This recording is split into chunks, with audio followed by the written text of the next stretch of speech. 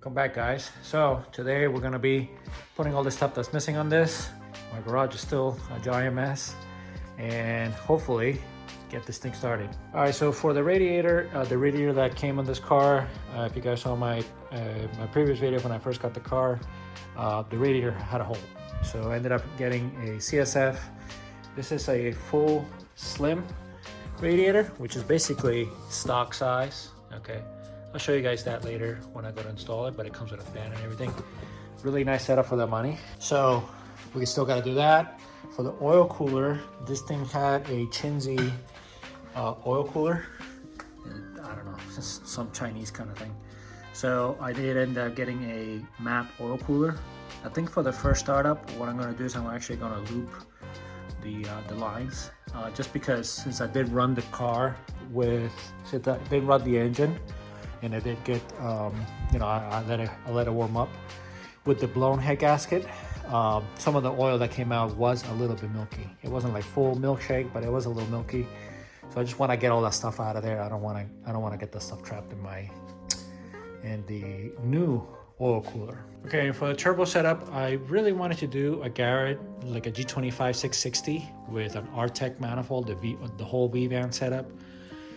But honestly, guys, this thing has just been milking me to death, buying so many little parts. I've had to replace so many OEM parts. The dealers just milked me. I didn't have to, okay, to get the car running, but I really just want to do things right. And I didn't want to put a bunch of rusty, unknown, or parts that, looked like they were not up to par.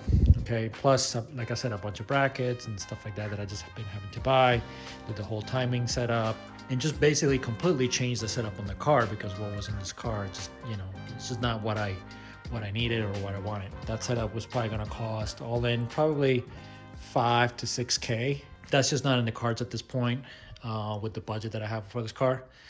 So Facebook came to the rescue, and I got myself a journal bearing FP green with the MHI housing.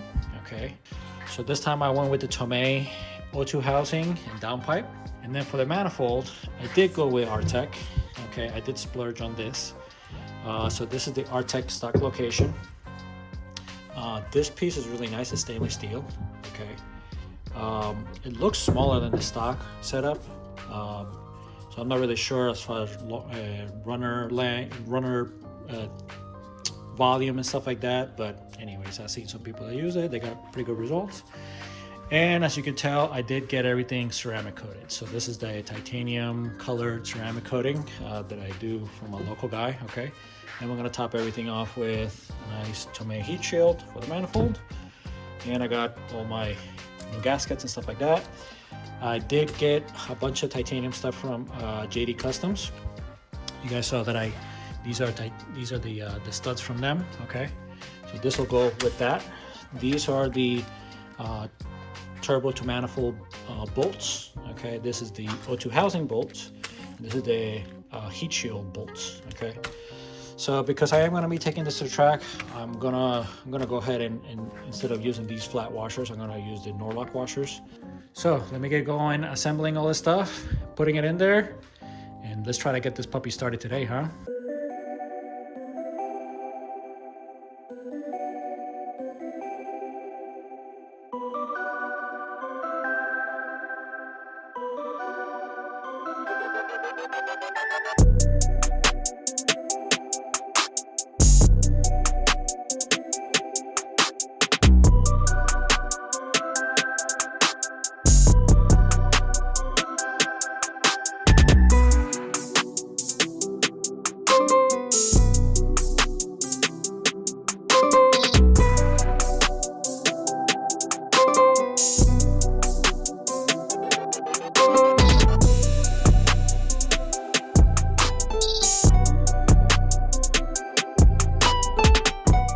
Gotta say, for a stock location setup, this is looking really nice.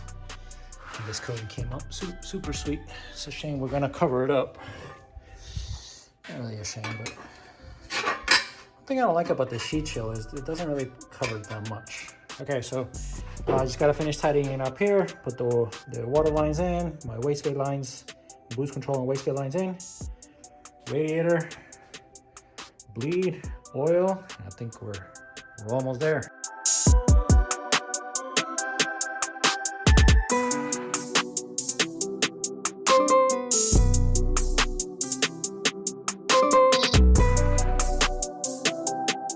Okay, I think everything is ready to fire up.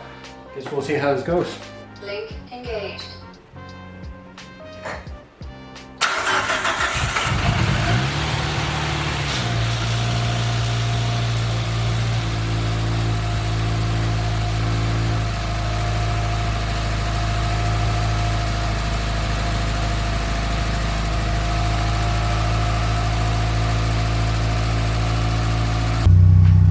Alright guys, she's running really good. Sounds really good. Missed a little bit with the tune. Got the injectors going pretty good. So I think the only thing that I did wrong is I probably over tightened the timing belt tensioner, because the lifter's quiet down, but there's a low howl.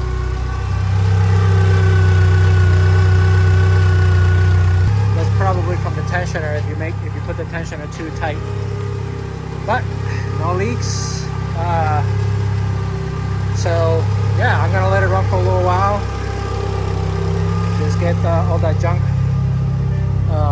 milky stuff that was in the engine, and then I'm gonna have to unfortunately tear back that timing belt side and play around with that tensioner and see. I mean, I did it right on the gray Evo, Jim's Evo, but you know, I guess I went a little too ham here. All right guys, so I still got a lot of work to do on this thing. Getting everything buttoned up. Bumper, I still got a bunch of stock parts to put on.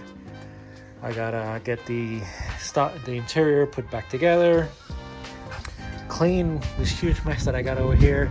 So hopefully in the next episode we'll be able to get all that done and actually take this thing out on the road.